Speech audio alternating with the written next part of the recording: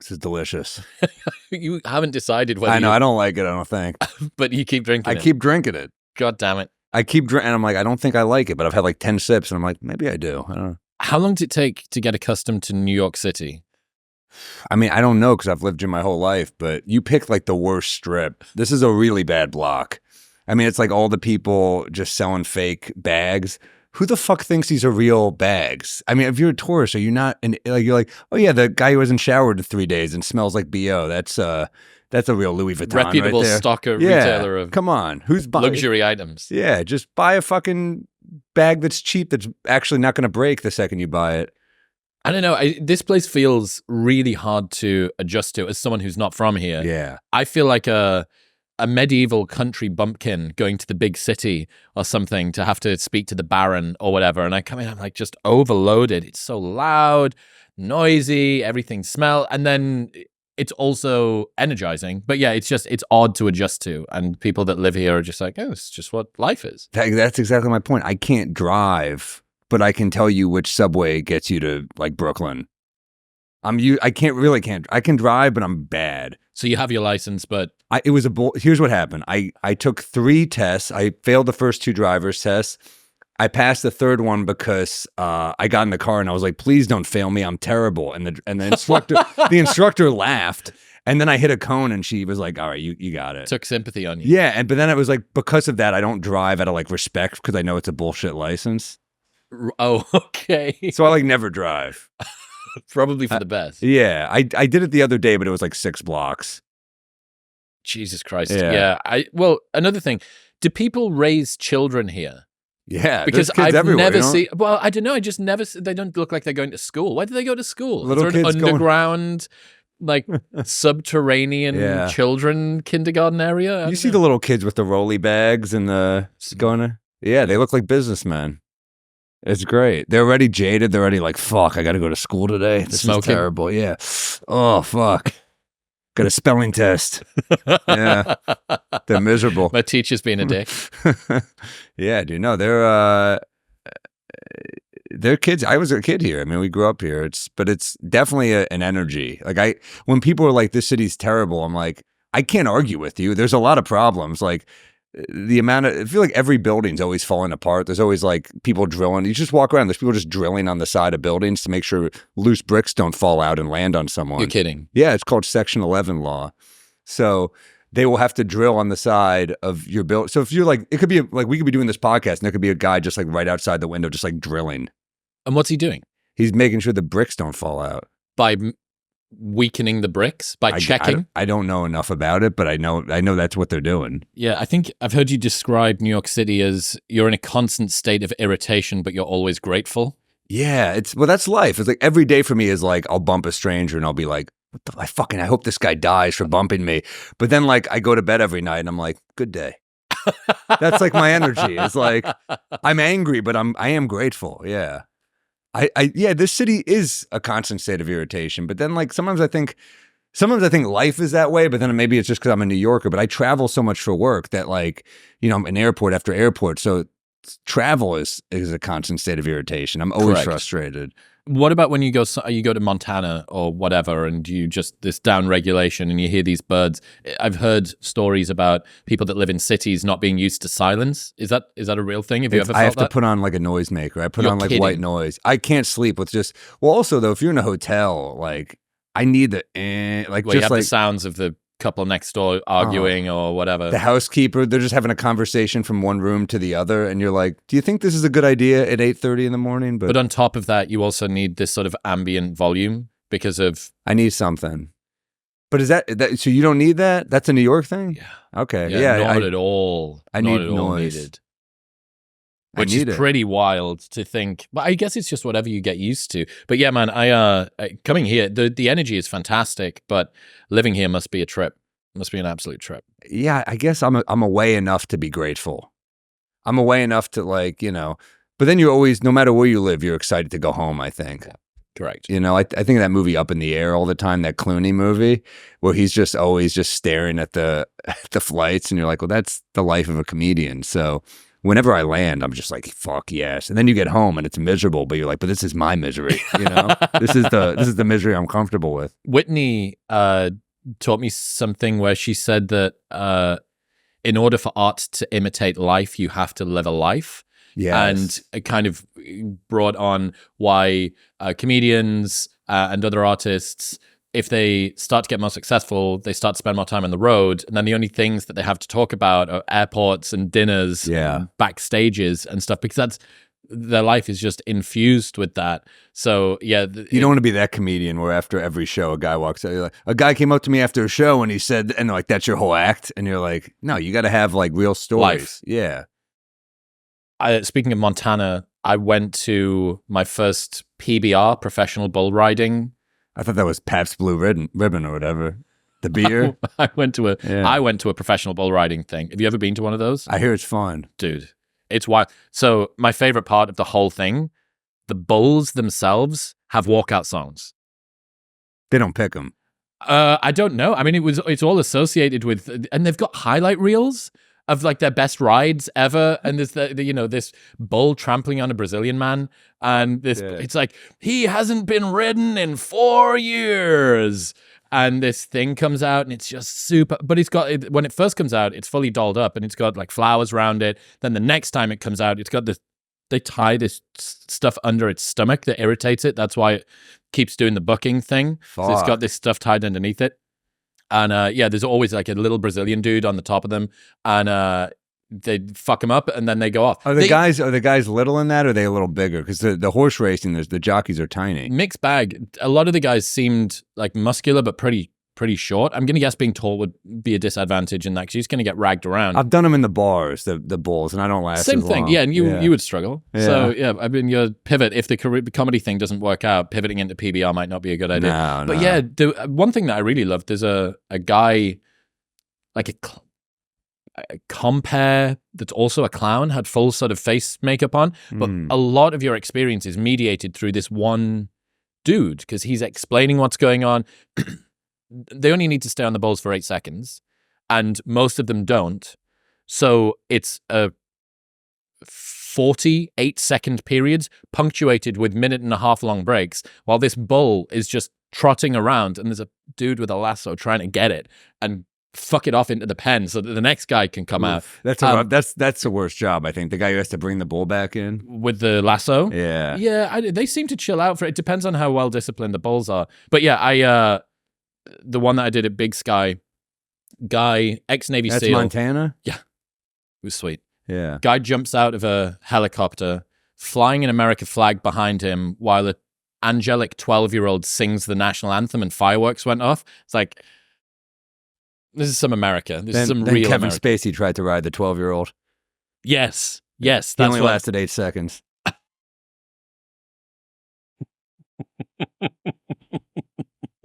He didn't go that young. That's not fair. It wasn't in Hollywood. No, everyone was of age. I have a Kevin Spacey joke in my act right now. So I always I have a joke about, like, I was watching a Hitler doc with my girlfriend, and she goes, you know who'd be a good Hitler is Kevin Spacey. And I'm like, oh yeah, I could see that. And she goes, but he can't because he's canceled. And I'm like, he can't play Hitler? That doesn't good. seem fair. Well, imagine the pipeline of canceled actors to unspeakable roles. Yeah, but he can't. For what he did isn't Hitler. He's not shittier than Hitler. Right, that's true. Did you see one of the actors from Friends retrospectively sort of canceled the show about a lack of diversity? That was Adam Goldberg. That was the guy who was on like one episode. Right. Yeah. He's not one of the actors from Friends, really, though. Somebody that was once in Friends said that there wasn't sufficient. Look, you can have revisionist history, right? You could be like, it was a white fucking show. It was a very white show. I was never into Friends, but like a lot of those shows of that era were very white. Like Seinfeld was very white, you know? Didn't he say something about how Italians can play Jews, but Jews can't play Italians? I think he said that in the same. Yeah. So there's this weird one. I think Jews can. My friend, my buddy's a Jewish actor. He's played an Italian. I think Jews can play Italians for sure. I think it works both ways. That was one of his complaints. That he can't play. Maybe he's not a cool enough Jew. Maybe he's not tanned enough. Maybe Jew with a tan equals Italian. Is that the way that it works? I think no, they work because they both have overbearing mothers, Jews and Italians. We can both tap into the same shit. Overbearing mother, But then like Ju, the overbearing mother, is like Gloria Soprano is a very different mom than my mom. But my mom was it was more like anxiety than Aggression. Yeah. Right. Okay. Like Gloria Soprano fucking hated her son. It was all anger and resentment. My mom is more just like, like don't do this. Like my dad sent me a fucking email. My dad sent me an email about an apple juice recall the other day, and I was like, I'm 38. You think I'm pounding apple juice? Like those days are over. But that's how much they worry. That's my like that's the Jewish. My mom.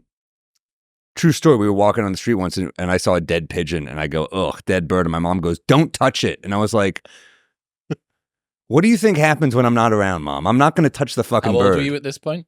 It's like 5 years ago, 6 years ago. She's like, she worries so much. Dude, she's always on the road. She's like, don't drink. And I'm like, I'm going to. I'm an adult. I've made my own decisions. What age do you think your mother sees you as? I think they always see you as their kid. You know, I think they can't shake that. You get to I don't have kids, so I don't know. Maybe 12 someday or 13 I will. But and they just sort of tap out at that. And you've got this man in front of you with a beard who's on stage, but it just happens to be your 12-year-old son still. My mom's so bummed by some of my bits. Like they here's the thing. They insist on coming to shows, and then I see her like horrified look in the crowd. For some reason, they're always sat within eyesight. Like I had this long bit about going to my it's like an old bit of mine, but I went to this girl's house because she was like, come over and I'm gonna give you a blowjob, basically. And I was like, I'm there. And what happened was I go, and while she's blowing me, the door swings open and a guy was there, and they set me up basically. And it's a long bit, but I remember looking at I just turned to the crowd, I see my mom's face and she's doing this. And I'm like, you wanted to come, this is a taping. What did you expect? Yeah. But she's like, I'm your mother. And then she asked me, like, is that a real story? And I was like, I could lie to you, but yes, it's all real. It's all real. And she was not happy. But, you know, I try to tell her, like, look, who's considered the greatest comic ever is Richard Pryor. And I'm sure his mom wanted to love some of his shit. And my mom said, well, his mom was a prostitute. I was like, I still don't think she wants to hear about her son lighting himself on fire freebasing. I think you're still a mom. Like, some of the shit you talk about on stage is regret. And you kind of, that's funny. It's kind of like hearing a public therapy session, solo therapy session. Yeah. Regularly, like just pulling out all of the stuff that you wish that your son wouldn't talk about anymore. But therapy very much honed, because some comics make the mistake of being like, I'm just, I'm figuring some shit out up here. And I'm like, yeah, the crowd doesn't give a shit. You pay a therapist for that, But, if I just tell a story, I went to a girl's house and she blew me. That's not funny. That's bragging. But if I tell a story about going to a girl's house and I'm scared for my life because I was like, what the fuck is a guy coming in here for? Why, that's funny because it's weird and uncomfortable. And obviously that not just that is funny. The whole story is what made it funny. But, we're not supposed to be winners in the end. Comics aren't supposed to win in the end of the story. One of my friends, Michael Malice, said he wouldn't be able to get away with half of the stuff that he can if he was taller than 5'6". He's 5'6", yeah. And I kind of get the sense that it's not too dissimilar with that as well, that if you come off as too sort of perfect or braggadocious, it's just not that likable. Who's the most famous insult comic ever? Don Rickles. Look at him.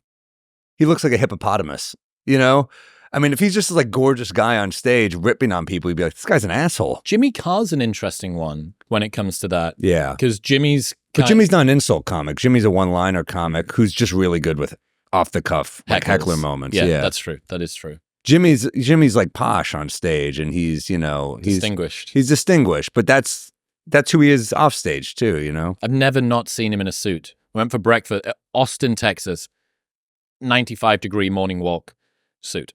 Yeah, it's weird. Yeah. Speaking of relationships, Spanish supermarket shoppers use pineapples to search for love in a surprising new craze. Have you seen this? No. Let me tell you. A social media trend in Spain where people are encouraged to seek out prospective partners in supermarkets with the help of pineapples has led to some chaotic scenes. Because it makes your cum taste better? Is that why? I mean, I don't get it. So I haven't even got into the... Oh, so I jumped the gun there. In the city of Bilbao, northern Spain, police were reportedly called by workers after a flash mob of hopeful singles packed a Mercadona store and overwhelmed it. Singletons have been drawn to the branches of the supermarket chain where it is claimed that they can find romance if they visit between 7 and 8 p.m. and put a pineapple upside down in their trolley. People are encouraged to go to the wine aisle to find others with the same fruit in the same position. If they like someone, they bump their trolley against theirs, indicating they are interested in chatting to them. If the feeling is mutual, they can bump back or just start talking, according to the Spanish-based English language news website Olive Press. The Spanish are overcomplicating this. How about just going up to someone and saying, hey, I like you? No, you have this beautiful dance of upside down fruit and little carriages that it go. Is that not? So how did you and Mum meet? Oh, in the wine aisle. I don't think the pineapple story is great either. You think the pineapple? Wait, I flipped the pineapple. I think your kid's going to be like, you're an upside down fruit, Dad. The hell? I don't. I think this stuff is so complicated, especially when you have all these apps to get laid on. Just go on one of the apps. I mean, I know it's not a great story, but like, have some fun. It's quicker. Yeah. What do you make of the sort of, you in a relationship? Yeah. From the outside, perceiving it, what do you make of sort of the modern state of dating? Well, I sure as fuck miss those dating app days. Those were fun. I mean, it's relentless. I mean, here's the thing: the grass is always greener. So I'm happy in my relationship, but I'm like, oh man, that was awesome. You could just get laid like that. You could be a loser and still just be putting up numbers because it's just, you see people just like on the street, like, and you're like, holy shit, this is like social media is addictive. This is like the only downside is really pictures aren't everything, right? Like you meet someone in person, there's an energy you pick up on. And it's like, pictures don't matter. You don't really, count for voice. And then they have that voice feature, but that always feels weird, To send a voice note to somebody that you've never met. Ugh, it's creepy. Worse than a dick pic. But exclusively for the reason violating. Of trying to get someone to think that you're cool or sexy. And then how many times do you re-record it or change the tone of your voice in order to be more sultry than you actually are? I don't know. I've never used the voice note message. Are you single? I am. And are you cleaning up Raya right now? I'd spend a little bit of time on Raya, but even that, it just feels like Pokemon trading card game, but virtual. And it's like, well, you've got it. The admin of being single is so fucking arduous. Dude, like if you've spent all day working and sending emails backwards and forwards, then going into your private life and go, oh, well, you better deal with the dating admin. That doesn't exactly feel like a fulfilling way to spend an evening. Yeah, and you get caught up in the texts, and you have multiple, and then you have the dates, and they get repetitive and boring. And I think those apps are shallow because you're leading with the picture, so you're going with who you find most attractive, more than most interesting a lot of the time. And then you're on the date, and you're like, this chick sucks. You're pretty, but yeah, I don't care at all. You're coming from like, podcast therapy, then you go on a date. You're like, I got to carry this shit too. I got to bring the heat on the date. What the hell? I'm tired. Well, that's I think that's definitely a byproduct of growing up. That getting a little bit older as a guy, that girls that are pretty but not that interesting. Like I can't do this. You're tired. I can't do this. It doesn't really matter how pretty you are because it's mind numbing. Yeah. If there's nothing else. But that's why everyone wants to meet in person, but the apps are just so addictive. But yeah, meeting in person is better always because you get to know somebody. I've a couple of relationships I've been in, we kind of got to know each other over FaceTime because it was just someone I kind of knew a little bit before. And they lived in another state, so we talk on FaceTime. So I really got to know them before we even had sex, which I was like, holy shit, this is so different than what I'm accustomed to. But maybe that's why I dated just like them. My grandfather did. Yeah, but I mean, I jacked off on FaceTime to him a few times, but I didn't. It was wholesome. But. It's strange to think about the like. I think that there's a market for a dating app that's just video messages. So you don't have a profile, you don't have anything else, and you just get to see a video message backward and forward because within the space of 60 seconds, you can work out whether or not this person is someone that you're bothered about. It's not just the voice note thing. You're right. Within 2 minutes of being on your date, you go, should have bailed out. Well, Like, I that's shouldn't why. be here. That's why the dinner first date is a terrible move. Because if you're not vibing with the person, Locked in for the and next then they're 90 like, minutes. "I'll have this appetizer, this main course. We're sticking around for dessert," and you're like, "Fuck, Yep. I already don't like you." Yeah, but no, you got to do drinks or coffee or whatever you do. But Walking date is highly recommended, apparently.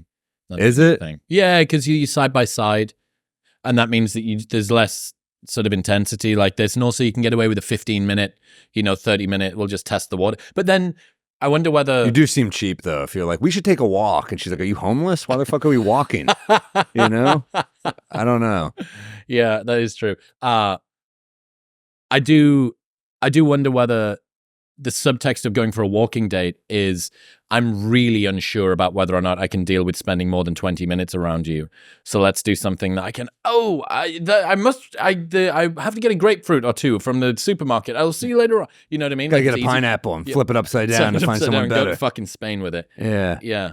We'll get back to talking to Sam in 1 minute, but first, I need to tell you about AG1. Over the span of about a year, I tried pretty much every green string that I could find, trying to work out which one was best, and I came across AG1 and have stuck with it for over 3 years because it is the most comprehensive, highly tested, and rigorously formulated on the market. AG1's formulation is built to improve your health, not just when you take it for a week, but when you take this every single day for years, and that is why I've stuck with it. Since 2010, they've improved their formula 52 times in the pursuit of making the best foundational nutrition supplement possible through high-quality ingredients and rigorous standards. There's a 90-day money-back guarantee, so you can buy it completely risk-free, use it every single day for 3 months, and if you do not like it, they'll just give you your money back. So, if you want to replace your multivitamin and more, start with AG1. Right now, you can get a year's free supply of vitamin D3 and K2, plus 5 free AG1 travel packs and that 90-day money-back guarantee by going to the link in the description below or heading to drinkag1.com/modernwisdom. That's drinkag1.com/modernwisdom.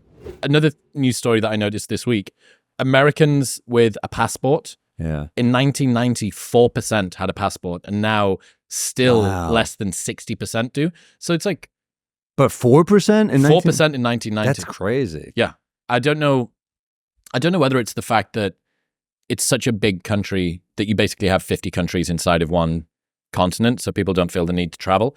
But it's kind of not surprising that America sees itself as the center of the world, given that for most people who live here, it is the center of the world. I don't know how many people have ever traveled. Even the ones with a passport, you would assume that at least 50% has never left this country. Yeah. Which is pretty wild. That is pretty. Look, I love America. I'm always gonna live in New York, but that's 4% is kind of a sad number. I mean, don't you want to get out of here? I guess some people have stuff keeping them back. It's expensive to travel, but shit, man, that's There's an awful lot of world outside of 50 states. Yeah, dude. I mean, I guess it also depends what state you're in, right? Because if you're in Texas, Mexico's pretty easy. If you're up north, Canada's pretty easy. But yeah, shit. Where's your favorite place to travel? I love Italy. I've never been. I tried to. I'm doing a Euro tour, and I tried to add it, but I couldn't add Germany and Italy to this one. And they're two that I've never been to, and I really want to go. So good. I went to Venice for the first time a couple of weeks ago. My thing is history and culture and tours. Yeah. I want some dusty 55-year-old ex-academic woman who knows all of the history of a place With big jugs. to Yeah. slap a headset on and walk me around telling me unpronounceable surnames of an architect. I could spend That is nice. the rest of my life doing that. And Venice was just obscene. These tiny little streets that are not that much wider than you are, rickety buildings. All the buildings are held up by bits of wood so they don't fall over because the ground's shifting below them. It's crazy. I was in love. So that was awesome. Florence, kind of similar but less water, awesome. And then Rome, similar but bigger. So yeah, My girlfriend was born in Rome. She grew up in America, but she's born in Rome, and she's her mother's Italian, so she has this incredible. so there's the Italian Jewish connection. There we go. yeah. We can make it work. We make it work. Yeah. Yeah. I love. I don't know, for some reason. Italian. I mean, mob movies were such a thing for me growing up because my brother was obsessed with Goodfellas, and Godfather's like this iconic American movie. So there was this Italian. It sucks that I'm reducing Italian culture to mob movies for this point. It's the but synthesis. It's pizza and mob movies. yeah, but pizza is also very important to me. So we had a problem. So this drink thing that we made, and I love Negronis. So we tried to recreate it in the US. I've heard a rumor that the same problem we encountered, which was the hardness of the water, has got something to do with why, is it pizza or pastries or something? Pizza. That's New Yorkers will tell you your water's not good enough. Is it true? Is that legit? I don't know. I've heard people say it's not true. I mean, look, they figured I've had good pizza in LA. It can't be just, because of the water. Yeah, but New York, yeah, we have good water here for sure. What does that mean? You and I should go to Flint, Michigan and try the pizza out. Then we got to figure it out. We got to crack it. It's got a lead-lined crust on the outside. I'm like, I'd still try it. You're a big sports guy. Yeah. What do football fans think about the Kelce brothers? It's the first time as long as I've ever sort of paid attention to American sports, where you've had an acting top flight athlete to multiple athletes with so much other public facing stuff. Well, podcasts, public relationship. Correct. I mean, what's that? Is there a purist out there in the sports world that thinks that? No, because he's still performing. I think if he was an athlete who lost a step and then, was like, I'm podcasting. I think when you're playing like shit and you're podcasting, your teammates are probably like, maybe stop the broadcasting but after career. 2 Super Bowls back to back, like, go fuck yourself. He's a phenom. His brother was a great lineman and he retired, but Travis Kelce is in the conversation for best tight end of all time, and he's still unguardable, and he's got the best quarterback. So, I mean, they're unreal. A lot of people are convinced that Travis Kelce and Taylor Swift were put together by Democrats to be like, they're like, it's not a real relationship. They're both Democrats. They're using them to get votes, which is, I'm like, well, then get 2 fucking Republican celebrities. Get Kanye and Caitlyn Jenner to date. That's getting you some votes. That's more eyeballs. But my thing is, like, his performance hasn't slipped with this Taylor Swift thing either. That's the other thing. Like, we're talking about like his podcasting, his performance, it's funny how much shit he's getting because every athlete Kim Kardashian started sleeping with just started to suck. And he's still good. You know? You think sleeping with Taylor Swift is a performance enhancer? No, I think someone that famous is probably draining you a little bit, but he's probably got endless stamina. He's a world-class elite athlete. Yeah. No, I think just being around that level of celebrity, I'm sure there's parts where he's like, fuck, I should probably be lifting right now or doing some training, and I got to put on a top hat. Evading the paparazzi or whatever it is I've got to do. Sacrifice child blood at the full moon for a pentagram on the floor with people in hoods. I have to dress like a sailor at the U.S. Open. I should be lifting weights, but can you imagine if that was the truth, if it is a Democrat conspiracy or Pfizer or whatever, gave them both an unlimited amount of money or something, but you get the call. It's like, Mr. Kelce, you have been called up to do the duty for not only your political party, but the future of your country. It's like, all right, well, I guess, I've kind of always wanted to serve in one form or another. What is it that you need me to do? It's like, we need you to bang Taylor Swift. Yeah, not awful. There's worse jobs. Yeah. I think Katie Holmes got the same call, but from Tom Cruise's people. We need you to do a duty. We need you to protect an American movie star. You need to help him pretend he's not gay. Will Smith, same call to Jada Pinkett, and so on down the line. The Will Smith arc is fascinating. Yeah. Absolutely fascinating. I remember this video of his where he was on a treadmill, and there was a dude next to him on a treadmill, and they were going to have a competition to see who would quit last. And Will says something along the lines of, either I'm going to pass out or I'm going to beat you. And Will was he had this sort of almost Tony Robbins-y motivational sort of era, or at least this was part of it. I remember a bunch of different videos. I was like, I really like that. This is before Goggins and Jocko and kind of that world of like, you either win or you die stuff came through. Yeah. I was like, huh. Will's Will's like a kind of a shredded masculine guy. hero. I Am Legend. He's jacked. He's done like a bunch of movies. What was that one? Hancock, where he was the drunk superhero. Yeah. But really charming, kind of unique, slightly complex characters. That could have been so much better, that one. That movie? A great premise. Yeah. Yeah. And then you just look now, and I don't know. Danny and Ryan from the Boys Cast, they're both big Will Smith fans. Yeah. And they're really worried. Like, unironically, this is not a joke. Yeah. Worried about Will Smith.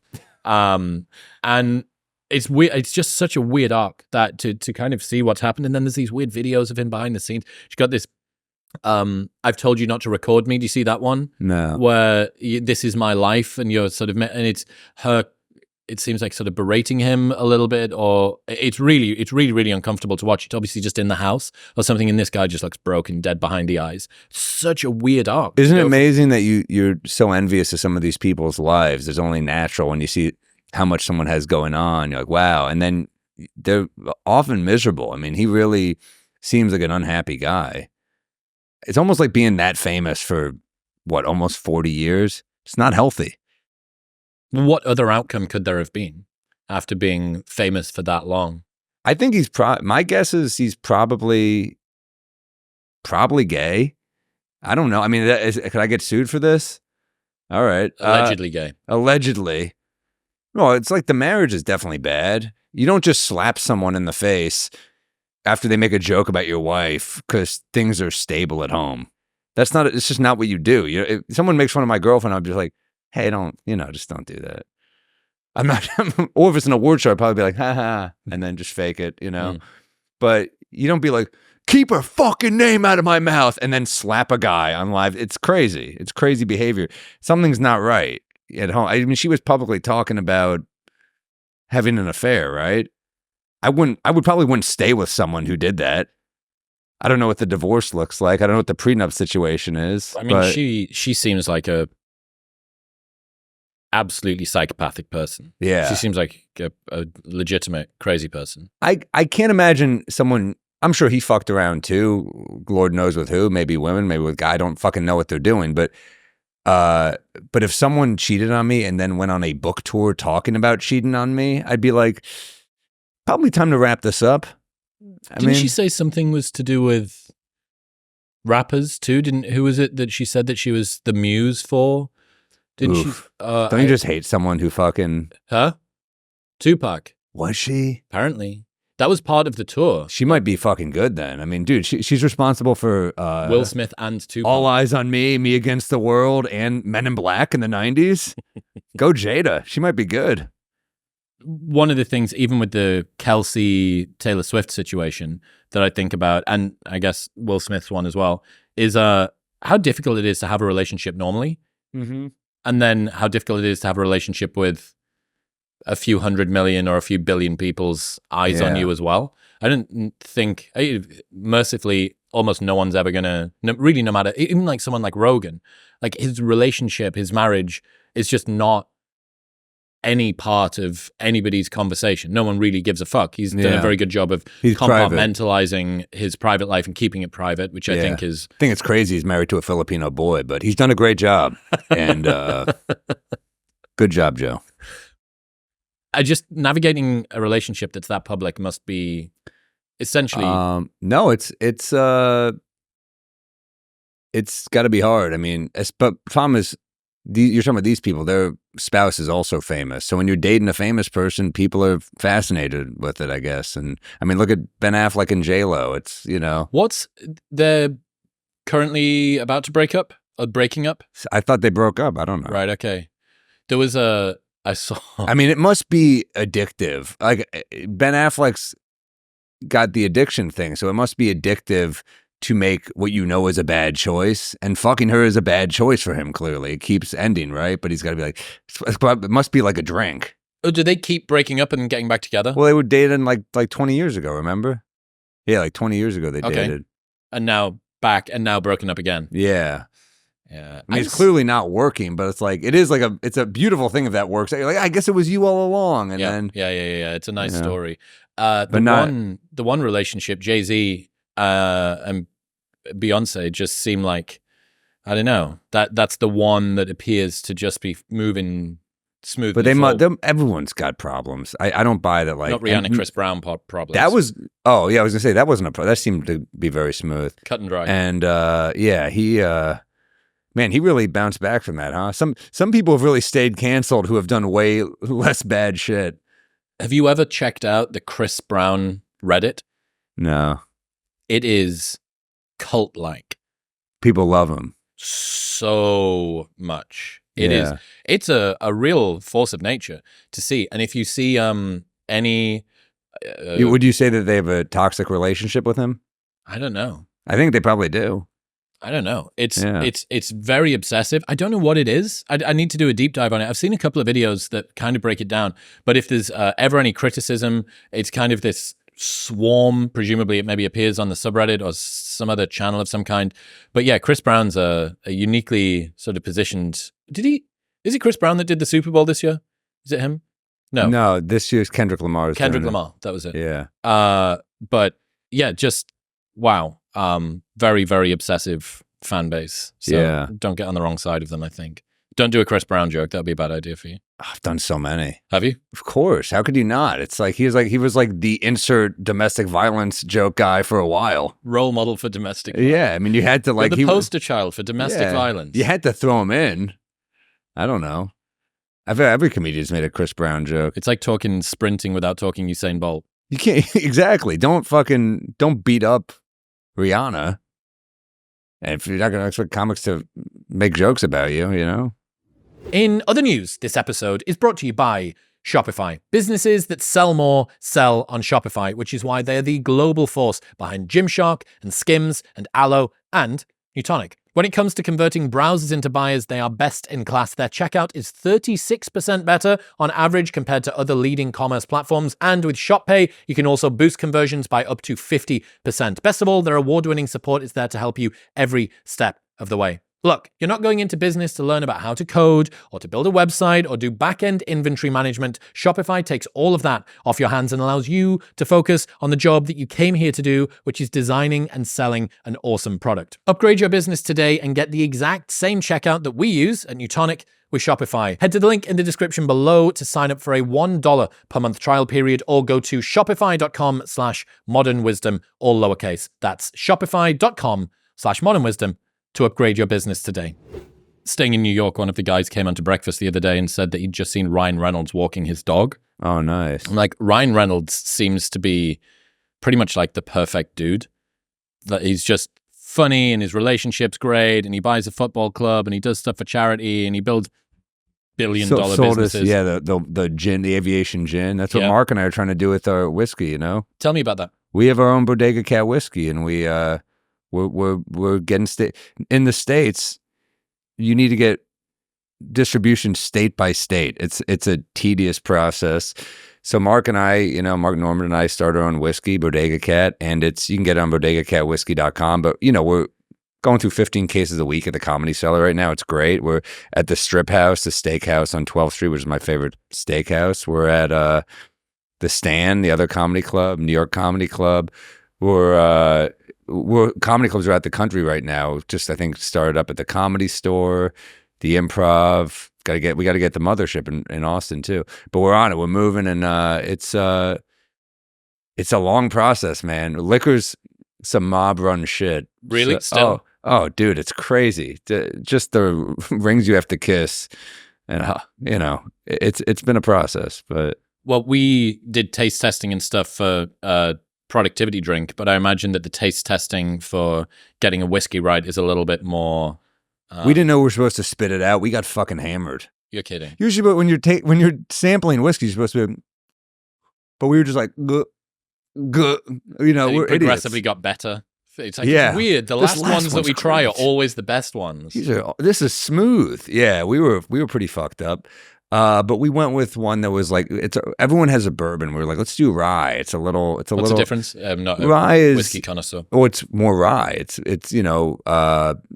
I mean, bourbon is a little naturally more sweet. Like Maker's is more sweet than say a rye is typically a bit more spicy. Our rye is not that spicy. It's got It's kind of got like a caramel vanilla type flavor. It's got a little spice. Perfect for a Manhattan. It's my favorite drink. I like a Manhattan, a Negroni, a martini. Anything with anything. I like the alcohol. classics. They try to Paper Plane's a good cocktail if you never had it. What's that? It's whiskey, Aperol, Amaro Nonino, and lemon juice in equal parts. It's fucking great. Isn't Manhattan's the one that's got nothing in it that isn't alcohol, right? There's no mixer. I think it's a good drink. A martini's the same way.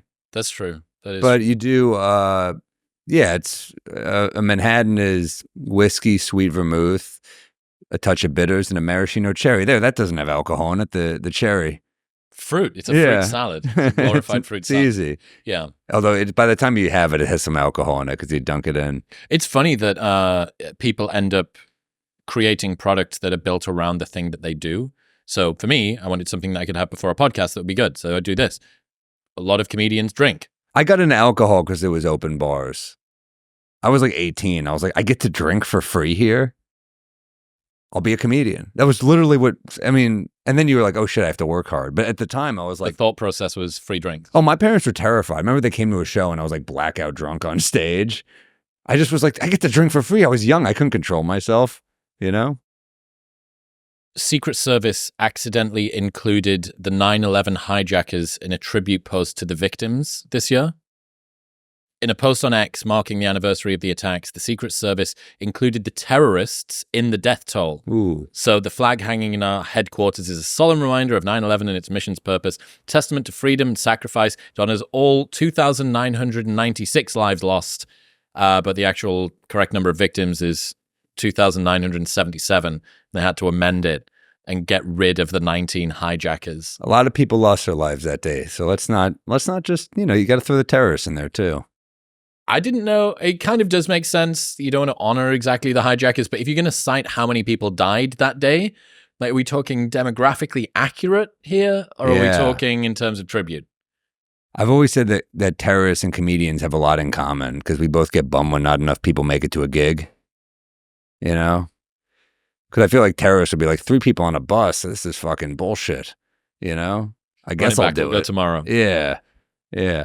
But, that's insane, man. That's, geez. You must have been here during I that. was, yeah. Can you recall the day? Of course, yeah. It was like, people had cell phones, but no one had service. So I remember New York's an amazing city because everyone, by the way, in school, the morning we found the planes hit, I had a Spanish teacher we all did not like, and she decided to give us a pop quiz, and we're like, we're under attack. You're giving us a fucking pop quiz? And she was like, you should have studied. Not only from the Middle East, but also from you. That's so true. I mean, I was like, she's like, you should have studied. And I'm just like, I'm gonna fucking fail a test because I should have studied, but and then I got out. I think on the test I wrote "you suck" because I didn't study, and I was like, I'm just gonna take the L here.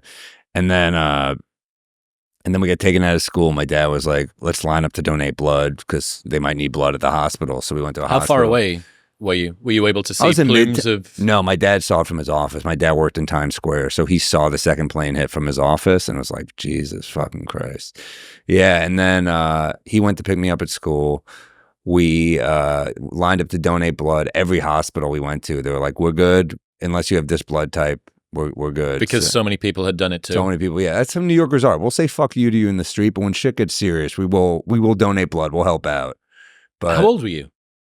Geez, I was 15. Can a 15-year-old give blood? Oh, yeah. Yeah? Oh, yeah. It's a nice youthful... Yeah, I had AIDS, but I didn't tell them that, They didn't know that. But, yeah, no, we all lined up, my whole family, but crazy day. Crazy fucking day. I was in New Orleans for Katrina, so bad shit's following me around. It might be you? It might be. God might be trying to send me a message. Yeah. Yeah, no, it's wild. What was the subsequent few, I don't know, couple of months in New York like after that? It was there was a bit of tension. I think there was definitely some looking back, there was definitely some Islamophobia, which is really unfortunate. And I think everyone in the city knew someone who lost someone, and 3,000 people. That's great. Well, enough to touch a couple. Don't forget the terrorists. Yeah. But it was crazy. It was terrible. It was a terrible thing, but it's a resilient city. It's a wild thing. I watched was it recently the 25th anniversary documentaries started coming out, and to look at just doesn't feel right to call it a 25th anniversary. That's what they called it. 9/11 to 25. Buckle up, guys. The comeback tour. I went on one of the planes it was like 2 years ago. Maybe it was the 20-year anniversary they did. It was you're going through security and it said 9/11, never forget. I'm like, I'm going through airport security. I can't forget while I'm going through fucking. Maybe don't remind me of a plane crash when I'm at the airport. Yeah, It was especially fucking not if weird. you're going on a Boeing. Yeah. Oh my God. Fucking. That's another one. Alaska Air. Talk about, you look online and they're like, we're having a discount. The flights, you go on Expedia, all the Alaska Airs are like $500 cheaper. As a man that spends a lot of time on planes, I imagine that's something you might pay a bit of attention to. Yeah. If it was a girl I'm not that serious about, I'm like, I'll fly you in on Alaska Air. You might make it, you might not. Yeah. Who knows? Yeah. I mean, how many times does Boeing want to face plant? They've got the astronauts that are stuck in space as well. It's like only. Although, given how things are going in our country right now, they might be better off. Chill out. Yeah. But yeah, whether it's intercontinental or transatlantic or fucking interplanetary, they're able to sort of fail at each different step of the way.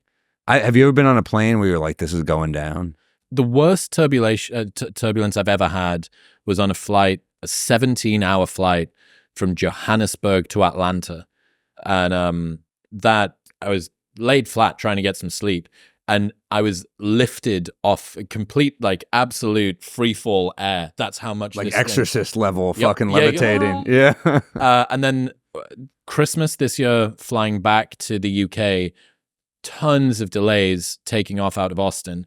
And the pilot came over and said, I know that we've been nearly 2 hours in being delayed for takeoff, but don't worry, because the jet stream, Gulf Stream is really strong at the moment. So we'll make the time up in the air. By the way, that's not a thing. We'll make the time up. It's the same distance.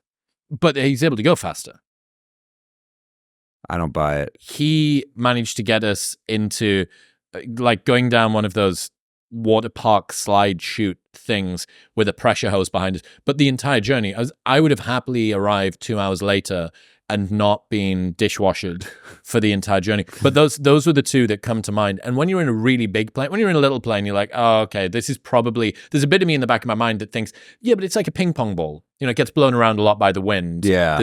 But if you're in a absolute monstrosity with 500 people in it, in order for this to actually get shaken around a lot, I don't get that nervous, but those are two times where I sort of, I've been in the little one where my friend Gary and I, it's so funny. I saw comedian Jim Norton at the Comedy Cellar, and he goes, oh, where are you this week? And I said, I'm in Rochester. And he goes, oh, I hope you're driving. I hate that flight, that little plane. I was like, no, I'm flying. It's a long drive. From New York? Yeah, it's like a 6-hour drive from New York.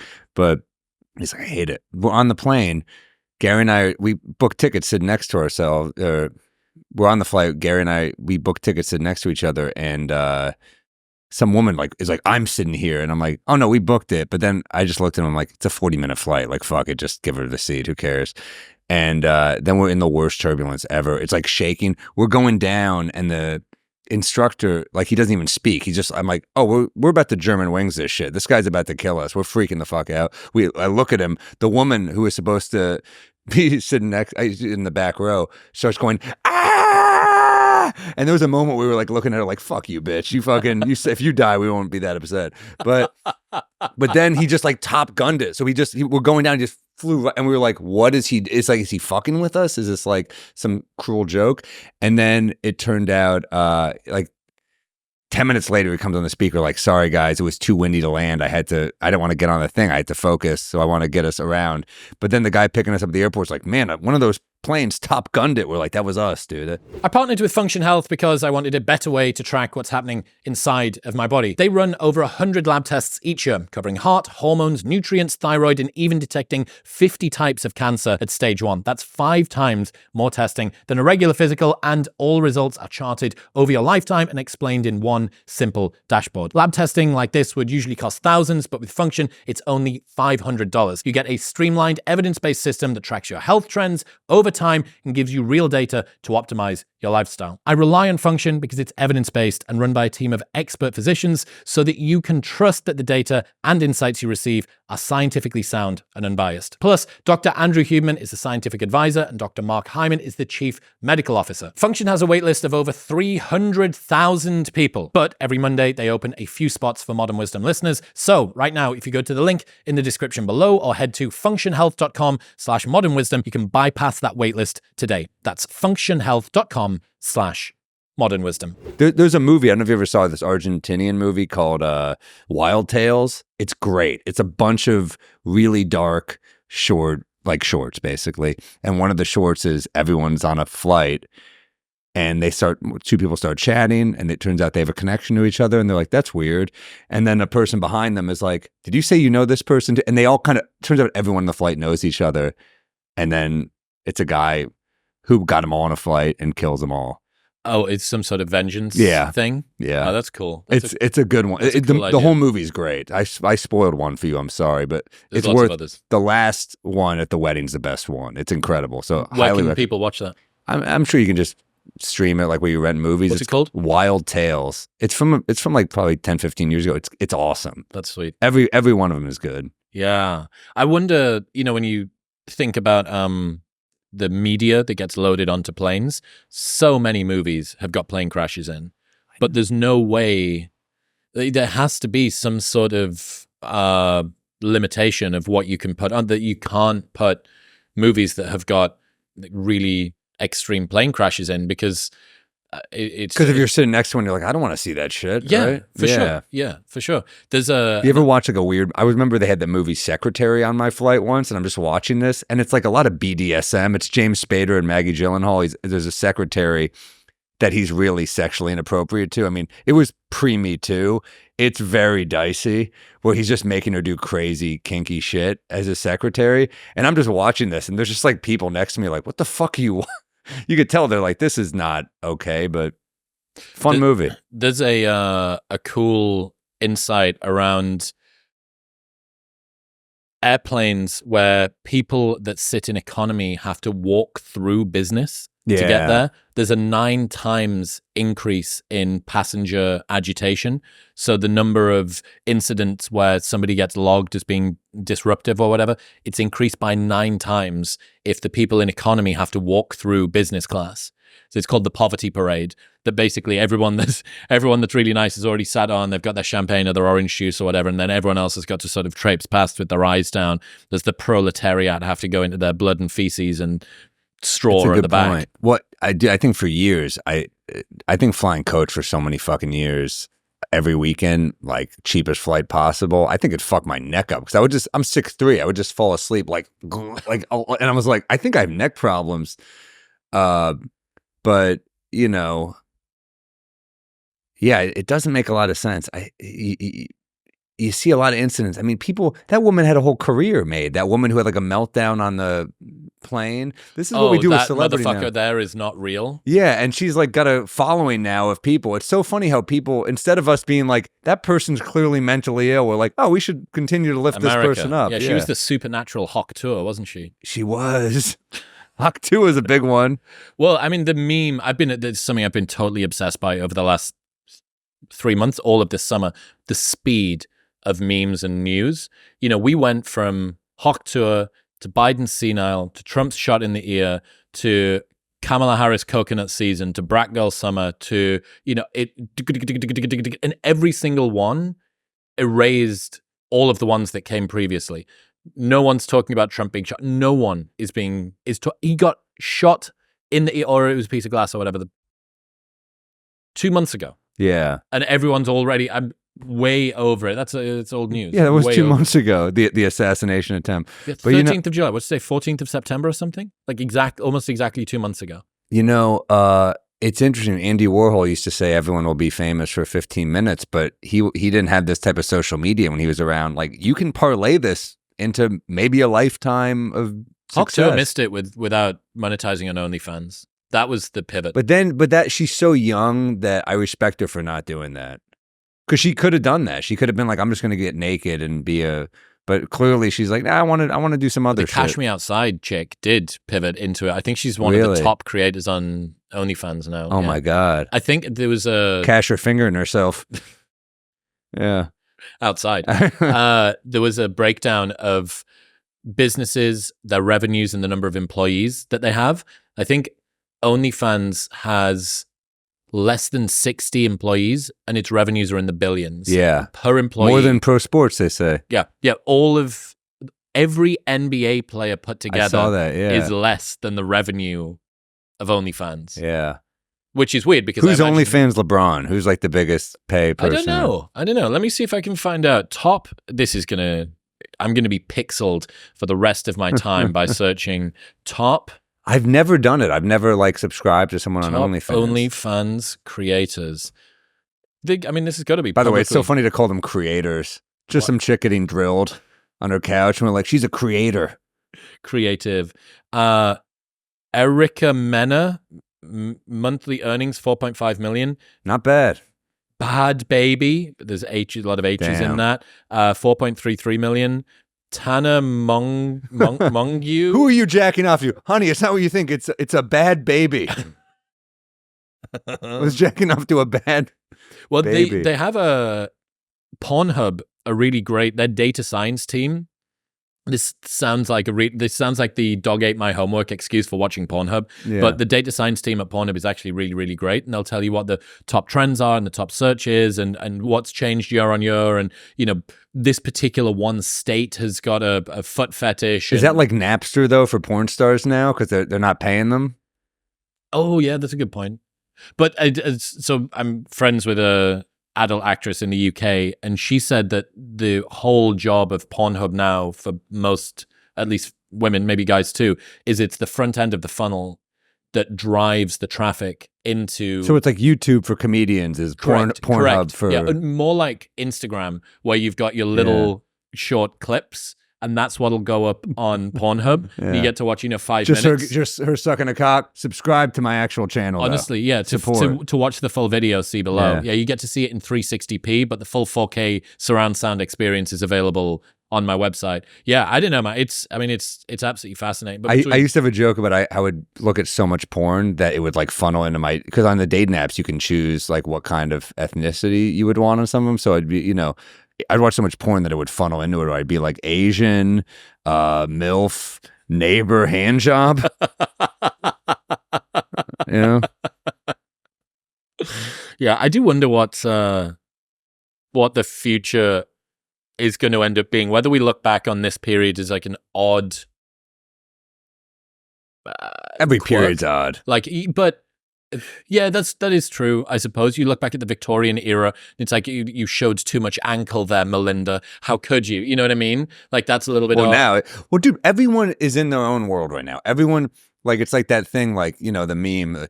Bitch thinks that he's the main character, something like that. But you'll see a guy on a bike riding by. I almost got hit by a guy on a bicycle a few days ago because he's filming himself talking for some vlog, and I'm like, some idiot. He could have gotten badly hurt. I could have gotten maybe hurt. But he's like, it's all for content, man. And he probably got me at the end being like, fuck you. I'm angry. But that's all part of the video. Morril in the background of that guy's cycling vlog. That's what I love about the city. I saw a woman scream at a guy going the wrong way in a bike, zooming by, and she goes, asshole. And I'm like, I love an angry old lady in this city. They're fun. Well, those e-bikes, because I haven't been in. They're fast. And people aren't wearing helmets, dude. Absolutely. It must be at least 20 miles an hour, maybe more, that they're able to go. And more, I think. Dedicated cycle lanes. Same with the scooters. Yeah. It's hard. Dude, I learned to drive in New York. I'm a bad driver, but I can drive in Manhattan, which I think is one of the hardest places to drive because so many fucking things are happening. Like it's you need to be one of those Waymo cars, but you need that for your head. You've got eyes wrapped all the way around your back. I don't know. I'm still very much in, even though I've spent, I don't know, a total of a month in this city across my life, there is a confidence that New Yorkers walk with. It's like a rhythm, self-assured vibration that they move through the city with, that if you haven't been indoctrinated, you just do not have. I haven't got it in the tank. People have the right of way over the cars, so it's like we're more confident. Like Colin Quinn is like the quintessential New Yorker to me. Who's that? He's a great comedian, Colin Quinn. He's got a Netflix special called New York Story. It's one of the greatest stand-up specials ever, I think, and I love Colin. And he has a joke about how like people will be driving like, oh my God, I almost got hit by that person, you know, because we walk with so much confidence, but it's the truth. We feel like we run the city. And when you are driving, you're kind of like, what the fuck is wrong with that guy? Like I could have hurt him, you know? So if you're a New Yorker, if you're a domestic born and raised New Yorker, do you walk everywhere? Do you take the tube, or is it sort of a choice based on your preference for whether you cycle? I don't bicycle. I don't like. My dad never taught me how to ride a bike. I'm worthless, dude. I'm talking. I'm like, holy shit, I have no abilities, no motor skills. I can just say rude things. That's all I got. Yeah. My dad once took me to ride a bike in Central Park and just let go of me, and I went down a hill and I crashed into a fucking tree and was like, we're done with that. And that was it. He was just like, I give up. Bailing out. Yeah. And so I've ridden during COVID. When we didn't know what was going on, I rode the bike a couple of times downtown, but I was getting wiped out. I sucked at it. And no, I don't do the scooter. I thought the tube was basically just a homeless fight permanently happening 24 hours a day that you have to... that's the media. Like there's crazy shit happening on there, but they love when it does because it's like New York's falling apart. I ride the subway everywhere. Okay. I'm a walker. I walked here. I like the subway, but if I do take a car, I try to always make it a yellow cab because, they fucked over the yellow cabs, the city. The medallion's worthless, so I try to But did they not just pivot to becoming Uber drivers? Is that not the solution? Well, the problem was if you have a medallion, that was kind of an investment, and you would sell the medallion so you can get the cab. Expensive? Yeah, they would retire on them. They would sell them for like over $1 million, So it was... Because there's a limited number of taxi spots available? Yeah. Right. Okay. So it's a scarce resource. It's like the original Bitcoin. It's the Bitcoin of the fucking taxi world. But then they just let Uber people, oh, you have a car, you can be an Uber driver. So that's fucked them over completely. So I try to stay loyal to the cabs. Look, every once in a while you regret it because in a world with no ratings, you don't know what you're walking into sometimes. So like I'll be in there and the guy's like, oh, this guy's an asshole. He's, but I try to stay loyal to the cabs. What's your advice for people flying into and flying out of New York? Because for the first time ever, I flew into Newark coming here. Yeah. That's pretty sweet. Well, you have options. You could take a cab, but you could also take the train. You could take Amtrak in, which is kind of nice. And then, the subway, you got that, JFK, you can take the subway if you want to go public transit. But JFK is that's a bad airport.